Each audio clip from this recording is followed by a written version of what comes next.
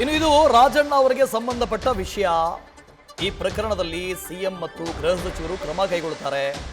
Honey trap ಯತ್ನದ ಬಗ್ಗೆ ಸಚಿವೆ ಲಕ್ಷ್ಮೀ ಹೆಬ್ಬಾಳ್ಕರ್ ಪ್ರತಿಕ್ರಿಯೆ ಕೊಟ್ಟಿದ್ದಾರೆ. ರಾಜಣ್ಣ ಹೇಳಿಕೆಯ ಬಗ್ಗೆ ರಾಜಣ್ಣ ಅವರನ್ನೇ ಕೇಳಬೇಕು.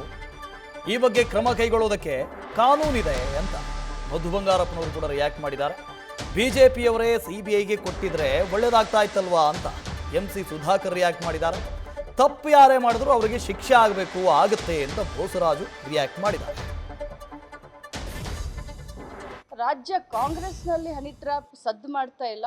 ಸದನದಲ್ಲಿ ಗೌರವಾನ್ವಿತ ಸಚಿವರು, ಬಹಳ ಹಿರಿಯ ಸಚಿವರು ತಮಗೆ ಆದಂಥ ಅನುಭವವನ್ನು ಹಂಚಿಕೊಂಡಿದ್ದಾರೆ. ಇದು ಹೋಮ್ ಮಿನಿಸ್ಟ್ರು ಈಗಾಗಲೇ ಈ ಪ್ರಶ್ನೆ ಬಗ್ಗೆ ರಿಯಾಕ್ಟ್ ಮಾಡಿದ್ದಾರೆ. ಮಾನ್ಯ ಮುಖ್ಯಮಂತ್ರಿಗಳು ಕೂಡ ಈ ಬಗ್ಗೆ ರಿಯಾಕ್ಟ್ ಮಾಡಿದ್ದಾರೆ.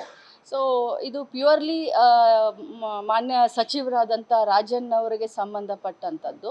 ಆದರೆ ಇದು ಬಹಳ ದುರದೃಷ್ಟಕರ. ಈ ರೀತಿ ಎಲ್ಲೂ ಆಗಬಾರ್ದು, ಯಾರಿಗೂ ಆಗಬಾರ್ದು. ಸೊ ಹೇಗೆ ಸಚಿವರು ಡಿಸಿಷನ್ ತಗೊಳ್ತಾರೆ, ಯಾವ ರೀತಿ ಮುಖ್ಯಮಂತ್ರಿಗಳು ಮತ್ತು ಹೋಮ್ ಮಿನಿಸ್ಟ್ರು ಇದನ್ನು ಮಾಡ್ತಾರೆ, ಆ ರೀತಿ ಆಗುತ್ತೆ.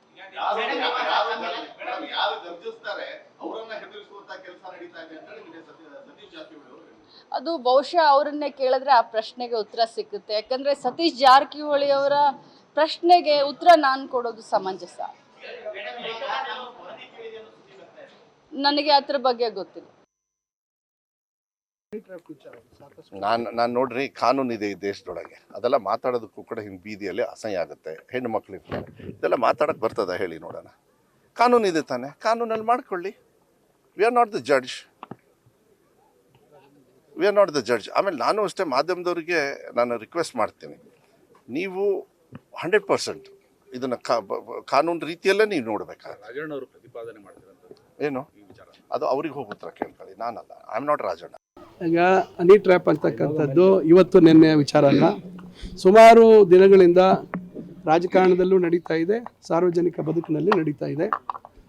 ಭಾಳ ಜನ ಉದ್ದಿಮೆದಾರರು, ಪಾಪ ಭಾಳ ಜನ ಸಣ್ಣ ಸಣ್ಣ ವ್ಯಾಪಾರ ಮಾಡ್ತಕ್ಕಂಥವ್ರು, ಕೆಲವರು ಆತ್ಮಹತ್ಯೆನೂ ಮಾಡ್ಕೊಂಬಿಟ್ಟಿದ್ದಾರೆ. ಸಮಾಜದಲ್ಲಿ ಒಂದು ಗೌರವಕ್ಕೋಸ್ಕರ ಈ ಸಂದರ್ಭದಲ್ಲಿ ಆಗಿದೆ. ಕೆಲವು ಬೆಳಕಿಗೆ ಬಂದಿದ್ದಾವೆ, ಕೆಲವು ಬೆಳಕಿಗೆ ಬಂದಿಲ್ಲ. ನನ್ನ ಉದ್ದೇಶ ಏನಂದರೆ, ಇದು ಹಿಂದೇನೂ ಆಗಿತ್ತು.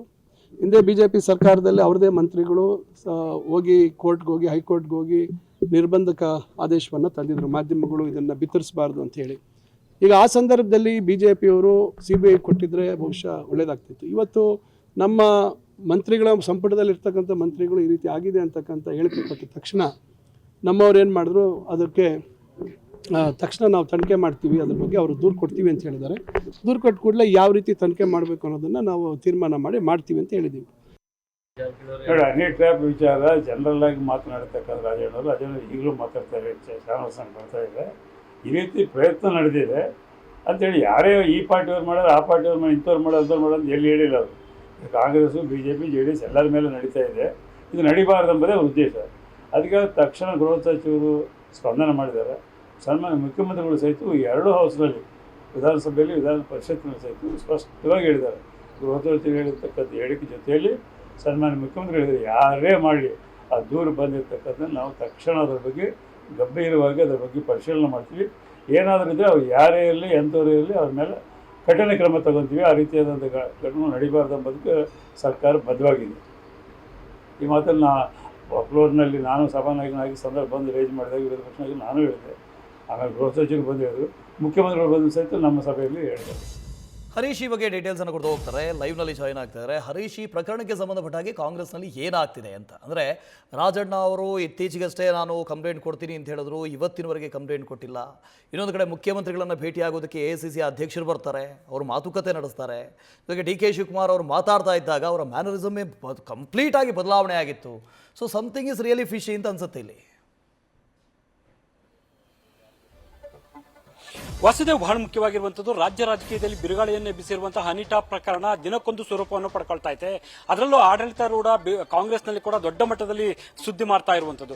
ಸಹಜವಾಗಿ ಇಂದು ಬೆಳಗ್ಗೆ ಕೂಡ CM ಸಿದ್ದರಾಮಯ್ಯ ಅವರನ್ನ ನೇರವಾಗಿ AICC ಅಧ್ಯಕ್ಷ ಮಲ್ಲಿಕಾರ್ಜುನ ಖರ್ಗೆ ಅವರು ಭೇಟಿ ಮಾಡಿದ್ರು. ಸುಮಾರು ಅರ್ಧ ಗಂಟೆಗೆ ಹೆಚ್ಚು ಕಾಲ ಕ್ಲೋಸ್ ಡೋರ್ ಮೀಟಿಂಗ್ ಅನ್ನು ಕೂಡ ನಡೆಸಿದ್ದಾರೆ. ಆ ಒಂದು ಸಂದರ್ಭದಲ್ಲಿ ಹನಿ ಟ್ರ್ಯಾಪ್ ವಿಚಾರವಾಗಿ ಮಹತ್ವದ ಚರ್ಚೆಯನ್ನು ಕೂಡ ನಡೆಸಿದ್ದಾರೆ ಅನ್ನುವಂಥ ಮಾತುಗಳು ಕೂಡ ಕೇಳಿಬರ್ತಾ ಇರುವಂಥದ್ದು. ಒಂದು ಹಂತದಲ್ಲಿ AICC ಅಧ್ಯಕ್ಷ ಮಲ್ಲಿಕಾರ್ಜುನ ಖರ್ಗೆ ಅವರು CM ಸಿದ್ದರಾಮಯ್ಯ ಅವರ ಜೊತೆ ಮಾತನಾಡ್ತಕ್ಕಂಥ ಒಂದು ಸಂದರ್ಭದಲ್ಲಿ ಬೇಸರವನ್ನು ಕೂಡ ವ್ಯಕ್ತಪಡಿಸಿದ್ದಾರೆ ಅಂತ ಮಾತುಗಳು ಕೂಡ ಕೇಳಿ ಬರ್ತಾ ಇರುವಂತದ್ದು. ಅಂದ್ರೆ ರಾಜ್ಯದಲ್ಲಿ ಆಡಳಿತ ಕಾಂಗ್ರೆಸ್ ಸರ್ಕಾರ ಇರುವಂತದ್ದು, ಈ ಒಂದು ಸಂದರ್ಭದಲ್ಲಿ ಹನಿ ಟ್ರ್ಯಾಪ್ ಪ್ರಕರಣ ನಡೆದಿರುವಂತದ್ದು ಕೂಡ ಸಾಕಷ್ಟು ಕೂಡ ಪಕ್ಷಕ್ಕೆ ಮುಜುಗರ ಆಗುವಂತ ಸನ್ನಿವೇಶಕ್ಕೆ ಕಾರಣ ಆಗಿದೆ. ಸೊ ಹಾಗಾಗಿ ಇದು ಆಗಬಾರ್ದಾಯ್ತು, ಒಳ್ಳೆ ಬೆಳವಣಿಗೆ ಅಲ್ಲ ಅನ್ನುವಂತ ಮಾತನ್ನ ಸಿಎಂ ಸಿದ್ದರಾಮಯ್ಯ ಅವರು ಮುಂದೆ ವ್ಯಕ್ತಪಡಿಸಿದ್ದಾರೆ ಅನ್ನುವಂತ ಮಾತುಗಳು ಕೇಳಿ ಬರ್ತಿದೆ.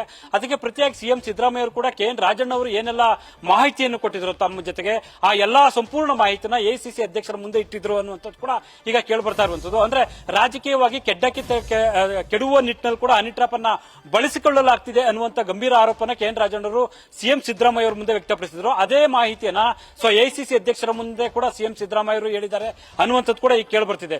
ಸೊ ಇದೆಲ್ಲದರ ನಡುವೆ ನೇರವಾಗಿ KPCC ಅಧ್ಯಕ್ಷ DK ಶಿವಕುಮಾರ್ ಅವರು ಈಗ ನಡೀತಿರುವಂತಹ ಬೆಳವಣಿಗೆ ಏನಿದೆ ಇವೆಲ್ಲವೂ ಸುಳ್ಳು ಅನ್ನುವಂತ ಮಾತನ್ನ ಈಗ ಹೇಳ್ತಾ ಇರುವಂತದ್ದು.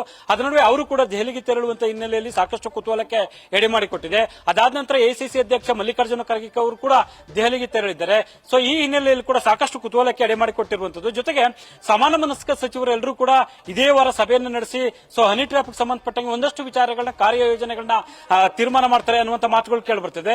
ಅದ್ರ ಬೆನ್ನಲ್ಲೇ ಅವರು ಕೂಡ ACC ನಾಯಕರಿಗೆ ದೂರನ್ನು ಕೊಡ್ತಾರೆ ಅನ್ನುವಂತ ಮಾತುಗಳು ಕೂಡ ಈಗಾಗಲೇ ಕೇಳಿ ಬರ್ತಾ ಇರುವಂತದ್ದು. ಇದೆಲ್ಲದರ ನಡುವೆ ಕೂಡ KPCC ಅಧ್ಯಕ್ಷ DK ಶಿವಕುಮಾರ್ ಅವರು ದಿಢೀರನೆ ದೆಹಲಿಗೆ ತೆರಳಿರುವಂತದ್ದು ಕೂಡ ಸಾಕಷ್ಟು ಕುತೂಹಲಕ್ಕೆ ಎಡೆ ಮಾಡಿಕೊಟ್ಟಿದೆ. ಆದ್ರೆ ಒಟ್ಟಾರೆ ಬೆಳವಣಿಗೆ ನೋಡೋದಾದ್ರೆ ಒಂದ್ ಕಡೆ KN ರಾಜಣ್ಣ ಅವರು ಇನ್ನೂ ಕೂಡ ದೂರನ್ನು ಕೊಟ್ಟಿಲ್ಲ ಅನ್ನುವಂತ ಚರ್ಚೆಗಳು ಕೂಡ ಸಾಕಷ್ಟು ನಡೀತಿದೆ. ಮಗದೊಂದ್ ಕಡೆ ಈ ವಿಚಾರದಲ್ಲಿ ತನಿಖೆ ಯಾವ ಸ್ವರೂಪ ನಡೆಸಬೇಕಾಗುತ್ತೆ, ಸರ್ಕಾರ ಯಾವ ಹೆಜ್ಜೆ ನೀಡುತ್ತೆ ಅನ್ನುವಂಥದ್ದು ಕೂಡ ಸಾಕಷ್ಟು ಕುತೂಹಲಕ್ಕೆ ಎಡೆ ಮಾಡಿಕೊಟ್ಟಿದ್ರು. ಹಾಗಾಗಿ ಇದು ಮುಂದಿನ ದಿನಗಳಲ್ಲಿ ಯಾವ ಘಟ್ಟ ತಲುಪುತ್ತೆ ಅನ್ನುವಂಥದ್ದು ಕೂಡ ಸಾಕಷ್ಟು ಕುತೂಹಲಕ್ಕೆ ಎಡೆ ಮಾಡಿಕೊಟ್ಟಿರುವಂತದ್ದು. Okay, thank you Harish. News first ನಿರ್ಭೀತಿಯಿಂದ ನಿಮ್ಮ ಪರವಾಗಿ.